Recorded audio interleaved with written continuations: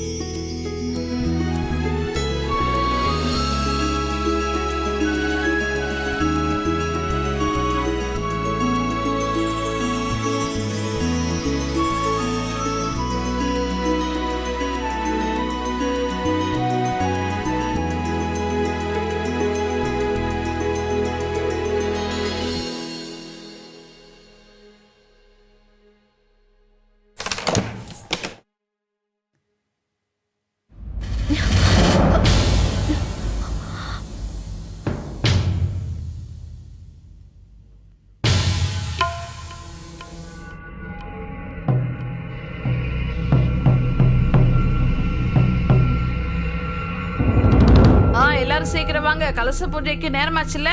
என்ன கமலா, எல்லாரும் வந்தாச்சா? ஏன் பதில் சொல்ல மாட்டேங்கிற? கௌசல்யா, எதுக்காக இவ்வளவு பவுடர் போட்டிருக்க? புஷ்பா, அப்புறம் சூர்யாவோட மனைவி, 3 பேர் வந்தாச்சு. ஆனா இந்த சூர்யாவோட மனைவி மட்டும் ஏன் இங்க வரல? எந்த ஒரு வேலையும் அவளால ஒழுங்கா செய்யவே முடியல.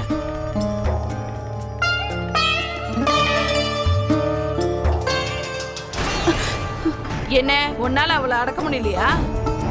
அத்தை, அது வந்து வாய மூடு. அவ அம்மா எதையுமே சொல்லிக் கொடுக்காமலே இங்க அனுப்பிட்டா. முகூர்த்தம் முடிஞ்சதுக்கு அப்புறம் தான் வரப்போறாளா என்ன? சூர்யாவோட மனைவிக்கு அலங்காரம் பண்ண நீ தானே கூட போன? அத்தை, அவங்க அப்பவே தயாராயிட்டாங்க. ஆனா ஏன் வரலன்னு தெரியல. நான் வேணா போய் பார்த்துட்டு வரேன். இரு.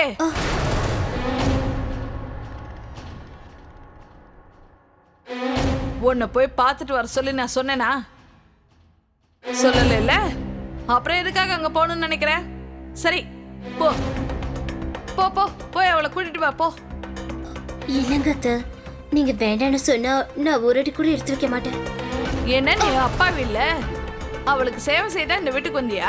அவ அப்பவே தயாரா இருந்தா 4 பேர் போய் அவளை கூட்டிட்டு வரணுமா?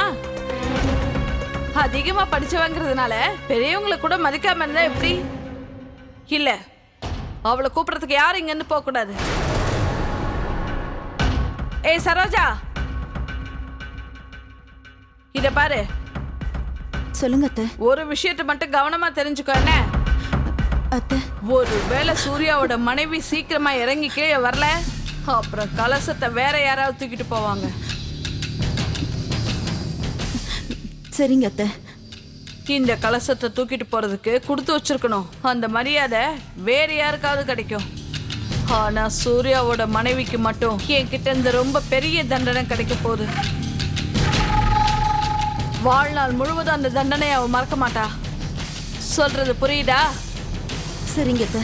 நான் சொன்னதை நீ புரிஞ்சுக்கல.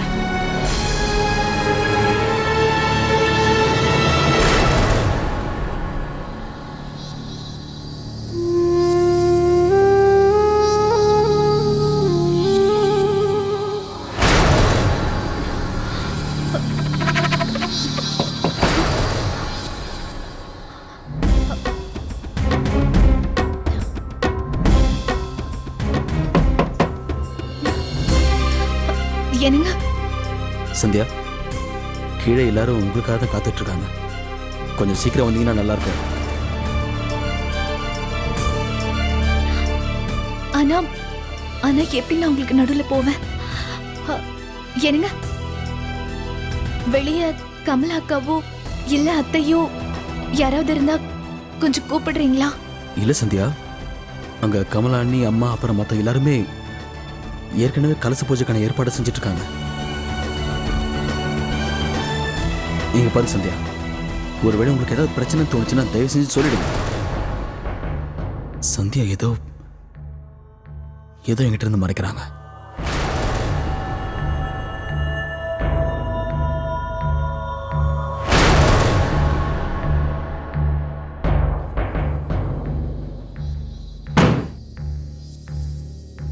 சந்தியா அவங்க எல்லாரும்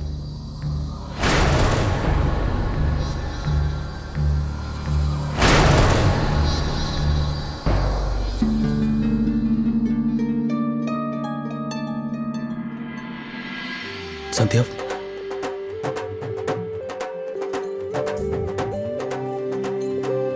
இங்க பாருங்க சந்தியா, ஒருவேளை உங்களுக்கு ஆட்சேபனை எதுவும் இல்லைன்னா நான் அதை போட்டு விடவா? அப்போதான் நீங்க கீழே போக முடியும்.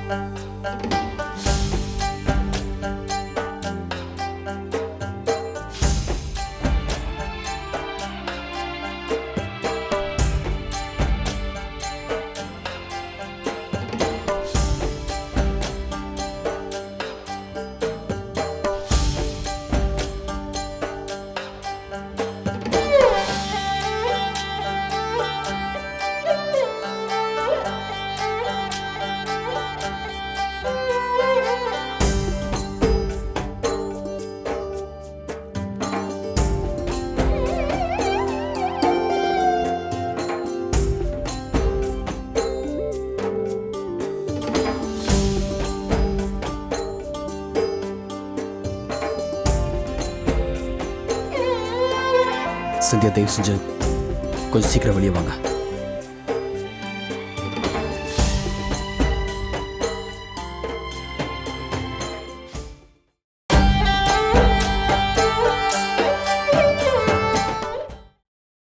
நீங்கள் பார்த்துக் கொண்டிருப்பது உங்கள் விஜய். ஏய் சரோஜா, அத்தை, இங்க வா. உன் வீட்டுல நிறைய நெய் சாப்பிட்றல்ல, இன்னைக்கு பாக்குறேன் உன் இடுப்பு எந்த அளவுக்கு வளையுதுன்னு. கலச பூஜைக்கான முகூர்த்தம் நெருங்கிட்டே இருக்கு. இதுவரைக்கும் உன் மருமக இங்க வரல. உனக்கு தெரியும்ல, சுப முகூர்த்தம் யாருக்காகவும் காத்துட்டு இருக்காது. சூரிய பொண்டாட்டி பூஜைக்கு வராளோ இல்லையோ, அவளுக்கு பதிலா நீ கலசத்தை தூக்கிட்டு போ. சரிங்க அத்தை. பெரியத்த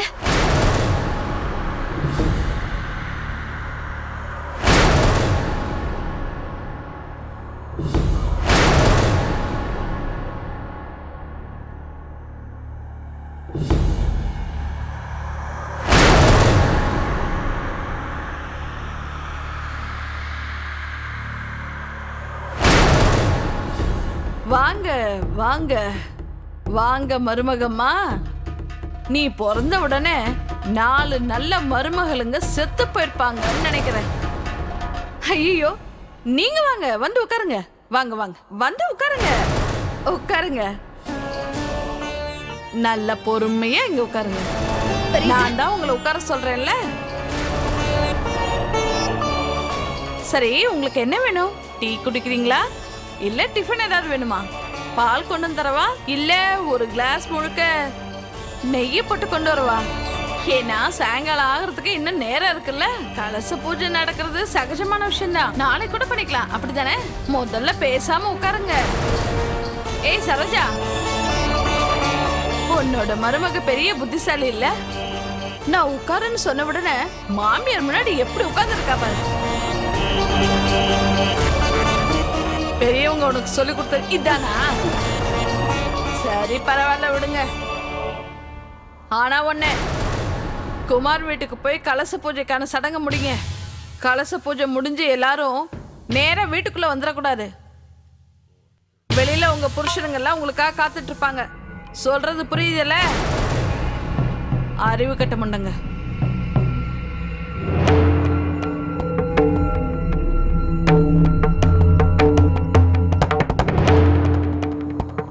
கொஞ்சம் இரு.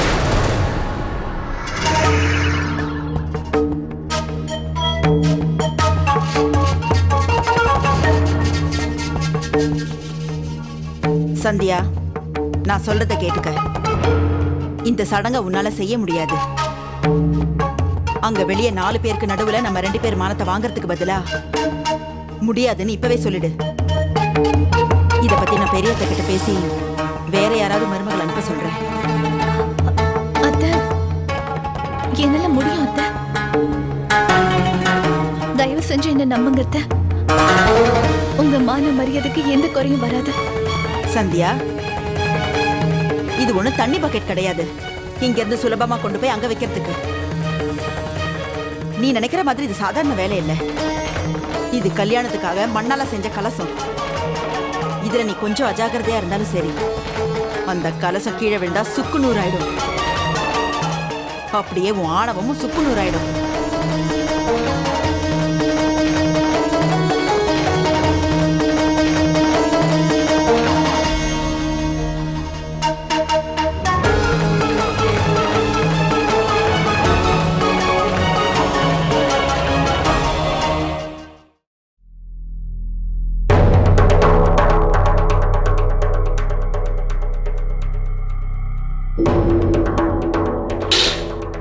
என்னங்க, நான் ஒண்ணு சொல்லட்டுமா? உங்களுக்கு உங்க பொறுப்பை பத்தி, உங்க கடமையை பத்தி கொஞ்சம் கூட கவலை இல்ல. அதுக்குள்ள மறந்துட்டீங்களா? இன்னைக்கு தானங்க கடைசி தேதி. இன்னைக்கு தானே கரண்ட் பில்ல போய் நம்ம கட்டணும். ஒருவேளை இன்னைக்கு கட்டலன்னா அப்புறம் பெரியவரோட கடையில கரண்ட கட் பண்ணிடுவாங்கல்ல. அதுக்கப்புறம் என்ன ஆகுங்க? பேச்ச மாத்தி பேசுறதுக்கு உங்ககிட்ட தான் கத்துக்கணும்டி. ஏன் இப்படி அக்கறை இல்லாம இருக்கீங்க? இவங்க எல்லாரும் ஊருக்கு போயிருக்காங்க. ஒருவேளை இங்க கரண்ட் இல்லனா அப்புறம் கடையில வேலை செய்யற பசங்க எவ்வளவு கஷ்டப்படணும். அதுவும் இல்லாம அந்த சூட்ல ஒரு பக்கம் அந்த ஸ்டஃப் கிட்ட ஜிலேபி எல்லாம் செய்யணும். பெரியவர் ஊர்ல இருந்து வந்ததுக்கு அப்புறம் அவரு ஃபேன் கூட இல்லாம அந்த சூட்ல கஷ்டப்படணும். என்ன செய்யறதுன்னு யோசிங்கல. அந்த கரண்ட் பில்லுக்கு என்ன பண்றது? அந்த கடவுள் தான் நம்மளை காப்பாத்தணும். நான் பில் கட்ட போகணும் தான், ஆனா என்னால போக முடியாதே. ஏன்னா இன்னைக்கு நம்ம கடைக்கு பக்கத்தூர்ல இருந்து ஹோல்சேல் டீலர் ஒருத்தர் வராரு. என்னைக்கு நான் கடையில இருக்கணும், இல்லைன்னா அவர்கிட்ட யார் பேசுவாங்க? அட கடவுளே, நான் ஏன் தான் இப்படி இருக்கேன்னு எனக்கு புரியல. கொஞ்சம் புத்திசாலி இருந்திருந்தேன்னா இப்படி சும்மா உட்கார்ந்துட்டு இருக்காம போய் கரண்ட் பில்ல கட்டிட்டு வந்திருப்பேங்க. கோயிலுக்கு போகணும்னு நான் கிளம்புனாலே வழி தெரியாம ரயில்வே ஸ்டேஷனுக்கு போயிடுவேன். கடவுளே, எனக்கு எங்க போறதுக்கும் எதுவுமே வழி தெரியல. நான் என்ன பண்ணுவேன்? விக்ரம் ஐயா, நீங்க என்கிட்ட சொல்லுங்க ஐயா, இந்த பில்லை யார்கிட்ட எப்படி போய் கட்டணும்? நான் போய் கட்டிட்டு வந்துடுறேன், சரியா? ஆனா எனக்கு போற வழியை மட்டும் ஒழுங்கா சொல்லுங்க, ஏன்னா எனக்கு எந்த வழியும் தெரியாதுல்ல. ஏன் எந்த வழியும் சரியா தெரியாதுன்னு சொல்ற? நம்ம வீதியில இருந்து வெளிய போனதுக்கு அப்புறம் வலது கை பக்கம் திரும்பு. அதுக்கப்புறம் கொஞ்சம் நேரம் போ. அப்புறம் அங்க நேரம் போனதுக்கு ஒண்ணு மட்டும் எனக்கு புரியல. உங்களுக்கு எந்த வழியும் ஞாபகமே இருக்காதுன்னு சொன்னீங்க, ஆனா உங்களுக்கு எல்லா வழியும் தெரியும் போல இருக்கு. இல்ல கஸ்தூரி, எனக்கு அது வரைக்கும் தான் போக தெரியும். அதுக்கப்புறம் எனக்கு போக தெரியாது. எனக்கு வழி தெரியாது. எனக்கு யாராவது வீட்டுக்கு கூட்டிட்டு போங்க, நானும் ஆரம்பிச்சிருவேன். உனக்கு தெரியாது கஸ்தூரி, நான் எப்போ எங்க போறதுக்கும். அதுக்கப்புறம் அங்க 3 வீதி இருக்கும். அங்க ஒரு புலையார் கோயில் இருக்கும். அந்த கோயிலை விட்டு 2 தெரு தாண்டோன்னு 3வது தெருவுல திரும்ப. அந்த 3வது தெரு திரும்பின உடனே அங்க ஒரு பெரிய கண்ணாடி பில்டிங் ஒன்னு இருக்கும். அங்கதான் பில் கட்டணும். அங்க போய் நீ எதுவும் செய்ய வேண்டாம். அங்க 1-2 கவுண்டர் இருக்கும். அங்க போய் நீ நின்னுக்க. அப்புறம் எல்லாம் தானா புரிஞ்சிடும். சரிங்க ஐயா. விக்ரமையா, எப்படி இருந்தாலும் நான் பில் கட்ட அவ்வளவு தூரம் போறேன்ல, அதனால வீட்டு பில்லையும் உங்க பில்லையும் கொடுத்துருங்களேன். மொத்தமா ஒண்ணா கட்டிட்டு வந்துடுறேன். கொடுங்க. என்ன கொடுக்கறது? என்னங்க பணம்? முதல்ல அவளுக்கு பணத்தை கொடுங்க. நம்ம கஸ்தூரி போய் பில் கட்டிட்டு வரணும்ல, அதனால கரண்ட் பில்லுக்கான பணத்தை நீங்க கொடுத்துதானே ஆகணும். விக்ரமையா, கரண்ட் பில் கட்டணும்னா பணம் தேவைப்படும்ல. அவங்களுக்கு ஸ்வீட் கொண்டு போய் கொடுத்தா கரண்ட் கொடுத்துடுவாங்களா? பணத்தை கொடுத்துதான் ஆகணும்.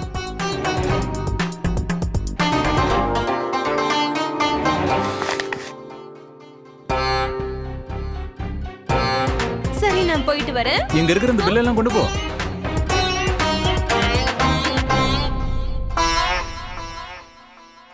பில்லை கட்டிட்டு நான் சீக்கிரமா வீட்டுக்கு வந்துடுறேன்.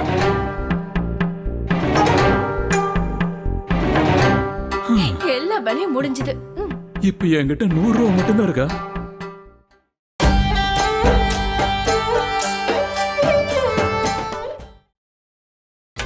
நீங்கள் பார்த்துக் கொண்டிருப்பது உங்கள் விஜய்.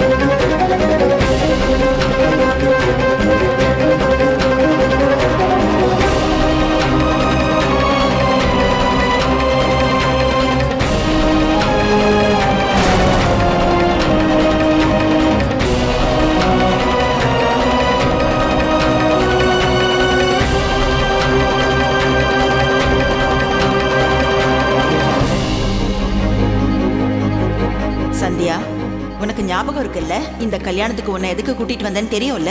உனக்கு நான் 2வது வாய்ப்பு கொடுத்துருக்கேன். ஆனா இதுதான் கடைசி வாய்ப்பு. இங்க பாரு சந்தியா, நான் சொல்றத கவனமா கேட்டுக்க. இந்த சடங்கு ஒன்றும் அவ்வளவு சுலபம் கிடையாது. இதை நீ ஒழுங்கா செய்யலைன்னா இங்க இருக்கிற எல்லாருக்கும் நடுவில் நம்ம 2 பேரோட மானமும் போயிடும். அதனால முடியாதுன்னு சொல்லிடு. நான் போய் பெரியத்த கிட்ட பேசிக்கிறேன். வேற யாராவது அனுப்ப சொல்றேன்.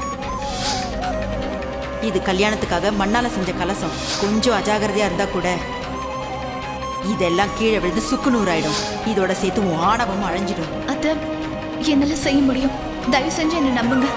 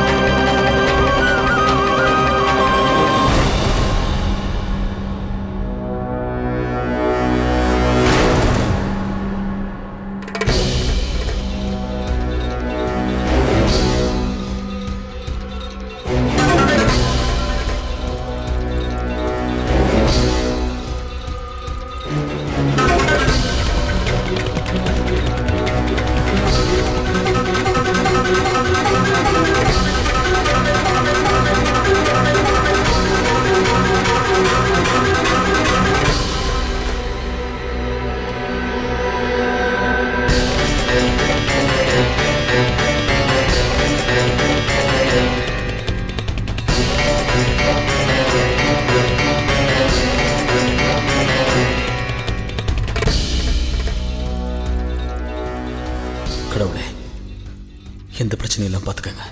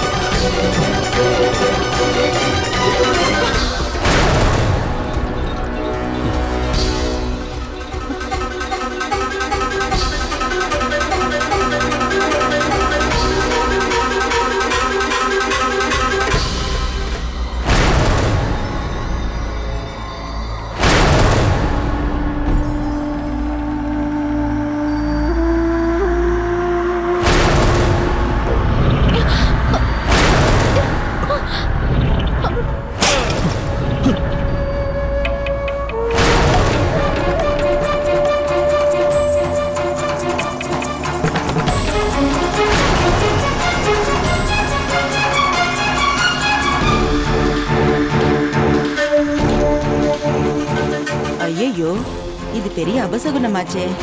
ஆமா, இத பெரியத்த கிட்ட யார் சொல்லுவாங்க?